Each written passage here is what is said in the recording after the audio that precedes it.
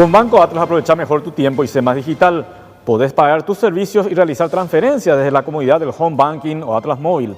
Respondemos tus consultas desde el chat en el sitio web, llamando al call center 021-217-5000 o escribiendo al WhatsApp 0973-217-500.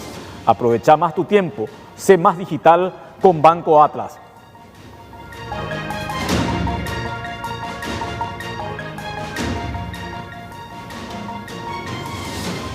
Saludos al amigo David. Ahorita me está preguntando cómo va a ser el tema de las obras públicas. Van a tener que trabajar, David, 50% y 50% en turnos rotativos. Eso es lo que dice el decreto. Es decir, la mitad del personal lo va a tener que hacer seguramente de 6 a 12 y la otra mitad de 12 a 18. Es lo que en la práctica se está implementando. Servicio de delivery me llamaba la atención sobre todo porque las empresas de cerveceras estaban reclamando que se sacó la posibilidad de que ellos puedan hacer el delivery.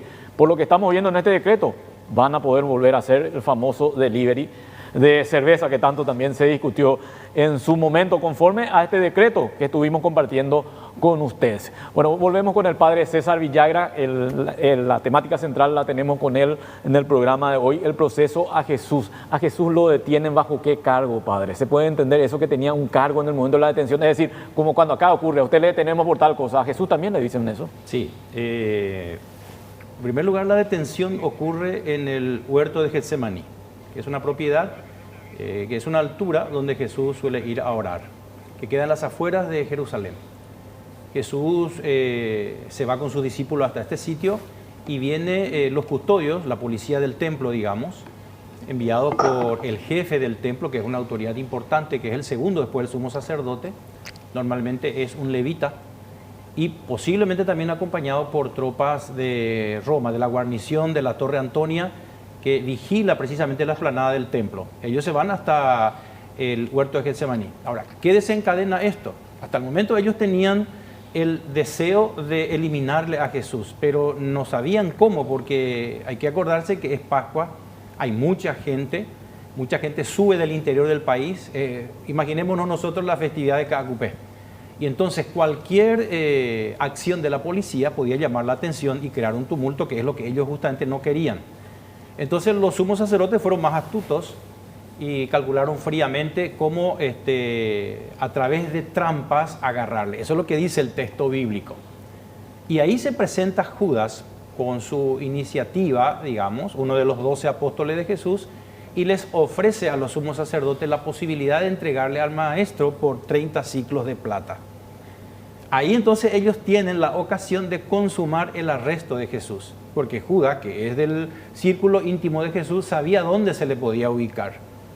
Entonces la tropa va dirigida de acuerdo a la dirección que da Judas, y él le acompaña en el huerto de Getsemaní. Ahí le apresan a Jesús. Ellos no dicen cuál es la razón.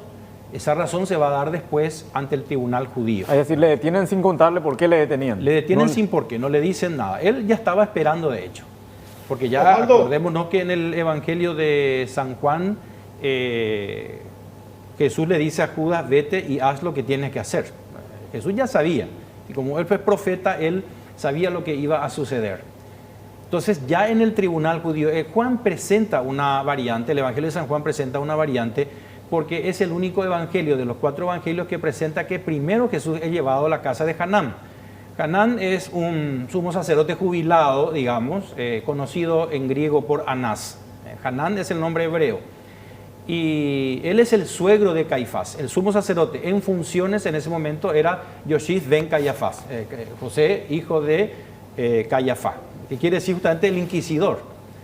Entonces, él se casó con la hija de Anás, pero Anás era un sumo sacerdote venerable, retirado, que estuvo como 15 años en el mando y que entregó precisamente después el poder a su yerno Caifás. Y va primero a la casa de Caifás. Este es un dato único, la casa de Anás, perdón, un dato único que nos da el Evangelio de San Juan. Sin embargo, lo que nos dicen los sinópticos es que Jesús va directamente en el palacio pontificio donde está el sumo sacerdote Caifás. ¿Pero por qué ese dato? ¿Qué relevancia hace que haya ido a la casa de Caifás, por ejemplo? ¿Y por qué es relevante este dato? Es el único, porque los evangelistas tienen informantes para establecer su evangelio diversos, digamos. O sea que los sinópticos, el evangelio de Marcos, Mateo y Lucas, dependen de una fuente común. Y Juan, según parece, depende de otra fuente. Según la fuente que tiene Juan, Anás es un sumo sacerdote que sigue teniendo influencia. ¿Esto qué quiere decir? Que posiblemente el juicio fue fraguado entre Anás y Caifás. ¿Por qué? Porque Anás seguía ejerciendo un influjo moral sobre la clase sumo sacerdotal. Y por eso primero se va a su casa. Entonces Anás es el que determina posiblemente en forma secreta lo que va a acontecer. Porque el juicio ya estuvo, digamos, resuelto antes de ser iniciado.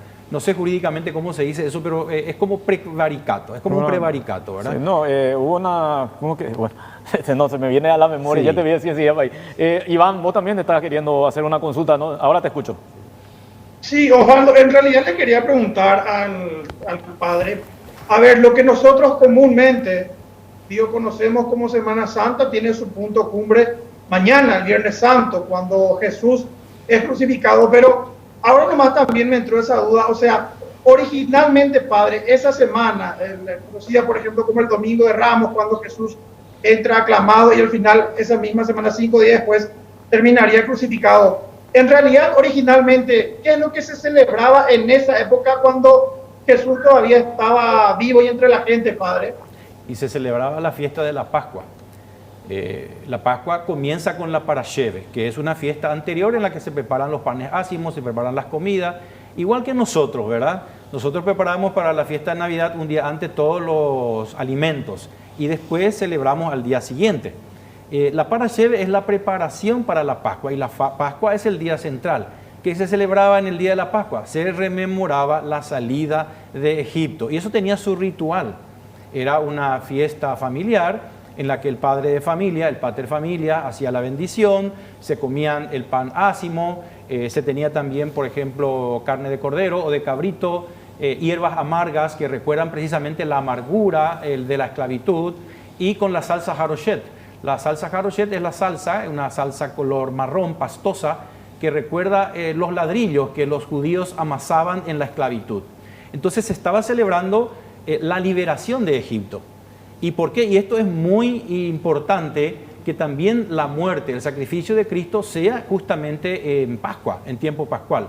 ¿Por qué? Porque significa que Él es ahora el nuevo libertador. Ya no es Moisés, es Jesús el que nos libera ahora del régimen del pecado, por decirlo así, para entrarnos en un nuevo orden de vida que nos conduce hacia la vida eterna. Y ahora, Iván, vamos a centrarnos en el juicio en sí, porque este fue un juicio de alguna forma sumario, ¿era así el juicio, duraba rápido o en este caso fue rápido, padre? Y digamos que fue un juicio sumario. Algunas fuentes dicen de que incluso fue de noche, incluso la Mishnah dice esto, y un juicio que tiene que ver con la pena capital no se puede hacer de noche, tiene que estar el conjunto completo del colegio del Sanedrín, no estaban todos completos porque cuando Caifás, según San Juan, se reúne solo con los fariseos y ahí se determina, después de la vuelta de Lázaro a la vida, ya por la propagación de la fe que implicaba esta acción milagrosa de Jesús, entonces ellos ya decidieron matarlo en un juicio sumario sin que esté presente Jesús. Porque ¿quién decidió la muerte de Jesús? José Bar Caifás, es decir, Caifás, el sumo sacerdote de Caifás, con unos fariseos. Después esto se lleva al Consejo Supremo, pero el dictamen ya estaba. Entonces el juicio fue simplemente ya, digamos, un juicio ficticio, porque la decisión ya se tomó previamente. Por eso que se buscaron testigos falsos, hubo 2 testigos falsos que se contradijeron al final, y por eso no podía haber sido determinante. Para que un juicio en el mundo hebreo sea válido, se aceptaba a partir de 2 testimonios no contradictorios. Y como aquí había contradicciones, sobre todo en razón a lo que Jesús dijo respecto al templo, que destruiría y lo volvería a reconstruir, y eso era un atentado contra la religión hebrea, hubo una contradicción. Entonces ahí Caifás le pregunta directamente a Jesús, yo te pregunto, yo te interpelo, le dice, ¿eres tú el Cristo, el Hijo de Dios viviente? Y ahí Jesús responde y dice que Él es el Hijo del Hombre, que es un título que Jesús toma de Daniel 7:13, el Hijo del Hombre, que es la divinidad, que es Dios, que viene en figura humana entre las nubes del cielo. Y por lo tanto se presenta Él como el Mesías apocalíptico. Y entonces ahí Caifás dice, este se tiene por Dios, ya no necesitamos de testimonios. Este ha cometido el pecado de blasfemia, que según el libro del Levítico, es pasible de la sanción penal que corresponde es la muerte por lapidación. Pero como ellos no podían ejecutar la sentencia de la lapidación, entonces derivaron a Poncio Pilato. Por eso que al final Jesús muere en un suplicio de origen pagano, no de origen judío, porque la crucifixión es una condena pagana, es el suplicio romano, no es el suplicio judío. El suplicio judío es la lapidación. Así como murió, por ejemplo, Esteban, o también fue amenazada la mujer sorprendida en adulterio de lapidación. Prejuzgamiento, preopinión, era lo que estábamos queriendo decir hace un rato, ya de todo lo que iba a venir de esta historia. Saludos al doctor Federico Delfino, muy atento también siempre al programa. Iván, te escuchamos. Sí, más allá de los métodos de castigo, padre, que se usaron en aquella época, y que dentro de todo el mecanismo de juzgamiento resulta ser hasta similar que ahora, pero trasladándonos, por ejemplo, a lo que podría ser un juicio de hoy día. Jesús por lo menos llegó a tener algún abogado, alguna defensa en ese juicio que le hicieron. No tuvo ningún defensor. Incluso hay una nota baraíta, que es una fuente no cristiana. Una nota baraíta quiere decir una nota censurada por los judíos que aparece en el Talmud. Ahí en la nota dice de que no se encontró nadie quien lo defendiera. Porque de hecho vemos que los apóstoles le abandonan, Pedro le niega, los discípulos huyen. Es decir, en realidad nadie le defendió a Jesús. Él estuvo absolutamente solo, no tuvo un abogado defensor. Pablo sí, recordamos que en el juicio de Pablo, por ejemplo, cuando él fue llevado también a juicio ante el Sanedrín, estuvo Gamaliel que lo defendió y dijo, no sabemos si esto viene de Dios o viene de los hombres. Si viene de los hombres va a terminar. Pero si es de Dios, no va a terminar, de manera que podemos estar nosotros exponiéndonos a enfrentarle a Dios. Por lo tanto, dejemos de que pase esto, que el tiempo lo juzgue. Entonces ahí Pablo tuvo un defensor, pero Jesús no tuvo un defensor. Sí, Nicodemo le defendía a Jesús, pero no en el juicio. Nicodemo siempre apelaba a su favor en el prejuicio, o sea, digamos, en la sesión extra, en la sesión anterior, preliminar. Pero en el día del juicio no. Bastó estas dos interpelaciones del sumo sacerdote, que primero le requirió a Jesús, ¿qué dices? No contestas nada, le dice a él, a las acusaciones contradictorias que había de testigos falsos.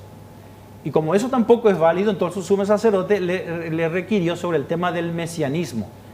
Y cuando Jesús se declaró Mesías, entonces él se rasga las vestiduras, que es una demanda que ya no hay necesidad de testimonio, es un signo de escándalo, él se rompe las vestiduras y dice, ya no es necesario ningún testigo, porque él por su propia boca ha confesado que es el Mesías, el Hijo de Dios bendito, altísimo, y por lo tanto ha cometido pecado de blasfemia. Y el pecado de blasfemia es reo de muerte. Inmediatamente de esto no se dice más, se traslada directamente al reo hasta el tribunal de Poncio Pilato. Porque cuando Poncio Pilato le dicen a los judíos, es un tema religioso, resuélvanlo ustedes de acuerdo a las normas de su religión, los judíos dicen ahí, nosotros no podemos sancionar la pena capital, la pena de muerte, porque nuestras leyes no nos permiten. ¿Por qué? Por la ius gladi. Porque la ius gladi, el derecho de la espada, es un derecho reservado a los romanos, o que los romanos, conservan para ellos, de tal manera que le limita al colegio del Sanedrín las facultades de aplicar sanciones de tipo penal. Forzaron entonces la sentencia, ¿no? Ellos no podían, está claro que según la ley judía no podían matarlo a él, sí. Y por eso le llevan a Pilato. Sí. Ni con la ley judía ni con la ley romana, porque Poncio Pilato vemos que en San Juan 3 veces dice, yo no encuentro delito. Cuando ellos fuerzan, digamos, el argumento llevándolo hacia el lado político, porque se proclama rey, y Jesús dice, mi reino no es de este mundo, entonces Poncio Pilato dice, bueno, entonces acá no hay causales. Su reinado no afecta al reinado de Tiberio César. Por lo tanto, este no es un delito, Vamos a darle una flagelación. Es decir, según la sanción, digamos, romana, bastaba con una flagelación. Pero los judíos insistían y ya le dieron a indicar a Poncio Pilato que acudirían a Roma si es que él no se prestaba, digamos, a la presión que estaban ellos imponiendo los sumos sacerdotes en el pueblo y al gobernador para que finalmente la sentencia sea de muerte. Tenía la posibilidad Pilato de revertir esta situación, por eso es que él dice, ¿le suelto a Barrabás o le suelto a este que usted es rey de ustedes? Sí, por la fiesta de Pascua el gobernador tenía la facultad de liberar un reo. Y ahí estaba justamente un homónimo de Jesús, porque Barrabás se llamaba Jesús Bar Abás, es decir, que significa Jesús, hijo del Padre, curiosamente, porque Barrabás significa Bar Abá, que es hijo del Padre. Jesús Barrabás. Entonces, era un bandido conocido, un sedicioso que estaba preso, que lo tenían también ahí en la cárcel del Pretorio, y Poncio Pilato hasta el último procuró, digamos, en este sentido, los soldados romanos quedan bien pintados en las Sagradas Escrituras, mientras que toda la carga de la condena de Jesús queda sobre los sumos sacerdotes. Incluso ellos dicen que recaiga sobre nosotros la sangre de esta persona. Y Poncio Pilato se lava las manos y dice: yo no soy culpable de la muerte de este inocente. Hasta el último momento él dice que es inocente, porque no transgredió las normas romanas. Y también él no tuvo defensor, y la noticia crimini, es decir, el delito por lo cual se le acusaba ante el Sanedrín, no era suficiente, porque nadie fue acusado en la historia de Israel por proclamarse Mesías. Por eso digo, el juicio previo es lo que le condenó a él. Y ya, digamos, la molestia que sentía el Sanedrín por la fama de Jesús que circulaba, por resucitar a gente que haya muerto, por tornarle a la vida, digamos, por los milagros que hacía, por la fama que tenía, y también por las palabras duras que dirigió contra los sumos sacerdotes, los escribas y los fariseos, y también el discurso que hizo sobre el templo. Y más que el discurso, también, digamos, la acción simbólica que él realizó en la explanada del templo cuando volcó los productos de los mercaderes.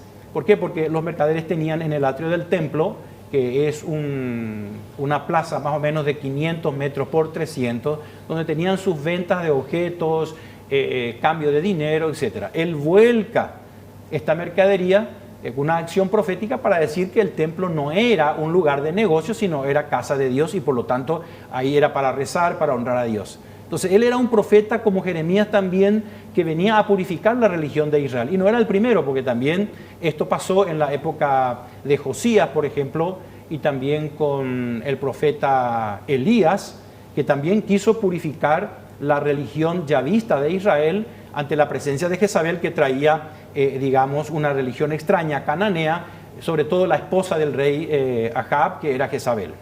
Iván, tu turno. Padre, si es que se generó en aquel entonces hasta una especie de debate si tenían que matar o no a Jesús, al final, ¿por qué lo terminan crucificando? ¿Qué simbolismo, qué representaba en aquel entonces la cruz? ¿Era al final la cruz al final, Padre?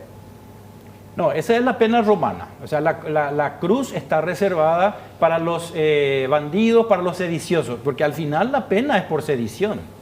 Porque se tiene el rey. Fíjate vos en la presión que ejerce los sumos sacerdotes sobre Pilato. Le dice: si tú no le condenas a él, no eres amigo del César. Él se tiene por rey, y eso es un argumento político, y nuestro único rey es el César. Entonces ahí Poncio Pilato no dijo más, él se levantó y entregó a Jesús para que fuera flagelado primero y luego crucificado. La crucifixión es una pena romana, es la pena propia de Roma. Entonces el delito por el cual él fue condenado finalmente fue por una causal política, no por la causal religiosa, que era el interés inicial de los judíos. Por eso cuando Poncio Pilato, eso es interesante, coloca en el crucifijo Jesús de Nazaret, rey de los judíos, vinieron los sumos sacerdotes y le dijeron: no pongas rey de los judíos, sino dijo ser rey de los judíos. ¿Y qué respondió Poncio Pilato? Le dijo: lo escrito, escrito está. Y eso quedó así: Jesús de Nazaret, rey de los judíos. Que nosotros leemos INRI, en latín, que es la abreviación en latín, en los crucifijos. El juicio en sí, volvemos al de los judíos, tenía un tribunal. ¿Cómo se conformaba? ¿Quiénes eran los jueces? ¿Cuántos eran? Y el tribunal judío, en realidad hay que distinguir acá dos cosas. El Sanedrín es el colegio supremo de Israel, del gobierno de Israel. Es un colegio mixto de religiosos y de laicos. Hay un sumo sacerdote y después hay miembros, sumos sacerdotes jubilados. También lo componían los escribas, los fariseos y los ancianos, que vienen a ser la élite laica. Sí, la élite intelectual, la élite sacerdotal y la élite laica conformaban el Sanedrín. Y en hebreo le llamaban Bet Din Gadol, que significa precisamente la agrupación jurídica más grande de Israel, por decir así, el colegio de juristas que juzgan Israel. Ellos tenían diversas funciones.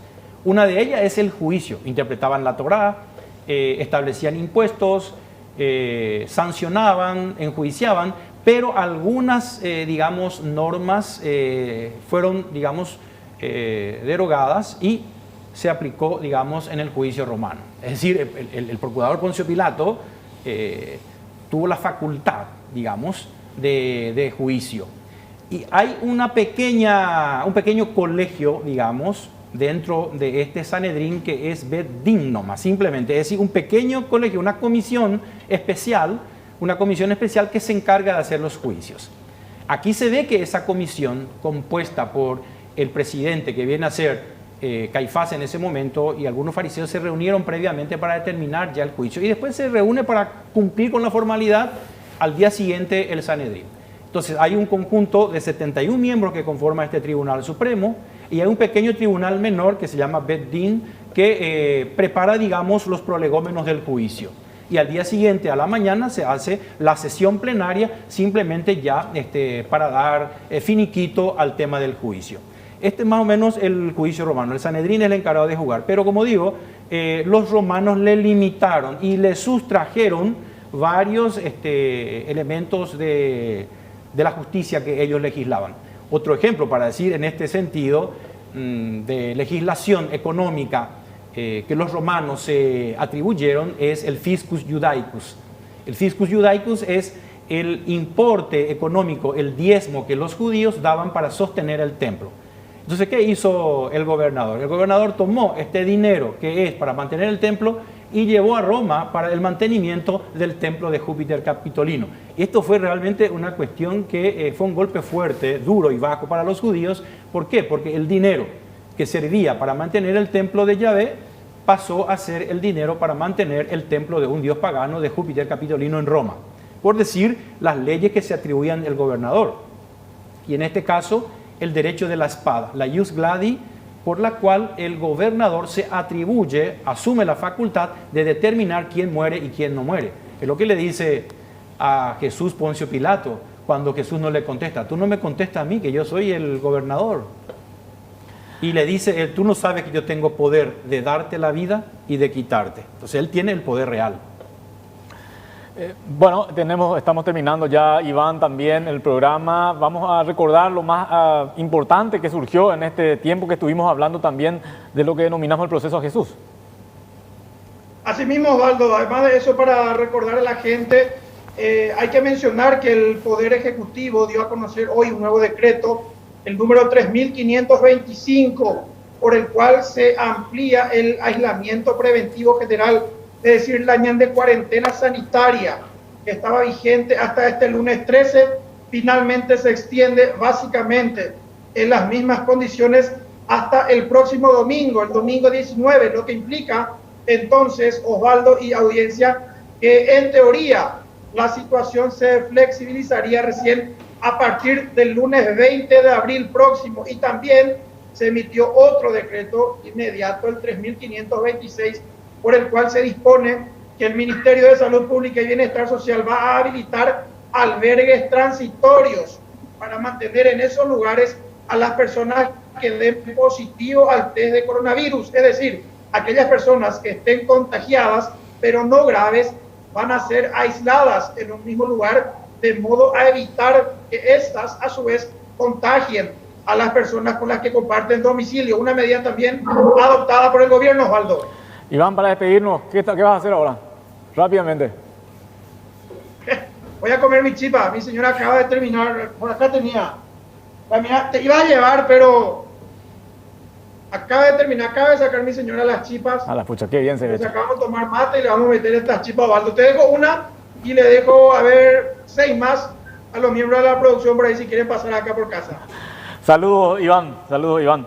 Bueno, antes de irnos, esta propuesta con Banco Atlas, aprovecha mejor tu tiempo y Sesma Digital. Podés pagar tus servicios y realizar transferencias desde la comodidad del home banking o Atlas móvil. Respondemos las consultas del chat en el sitio web llamando al call center 021-217-5000. o escribiendo al WhatsApp 0973-217-500. Aprovecha más tu tiempo, sé más digital con Banco Atlas. Padre César Neri Villagra, muchas gracias por la visita. Con mucho gusto y estamos a las órdenes y desearle a todos unas felices Pascuas, que lo celebraremos ya el sábado a la noche y el domingo la misa de resurrección. Y pedirle a todos y a cada uno que respetemos las normas sanitarias, que cumplamos con los protocolos y así podamos resguardar nuestras vidas y la vida también de los demás. En minutos, ABC Noticias Central con Javier Panza y Roberto Coronel de nuestra parte. Nos reencontramos el próximo lunes a partir de las 18 horas.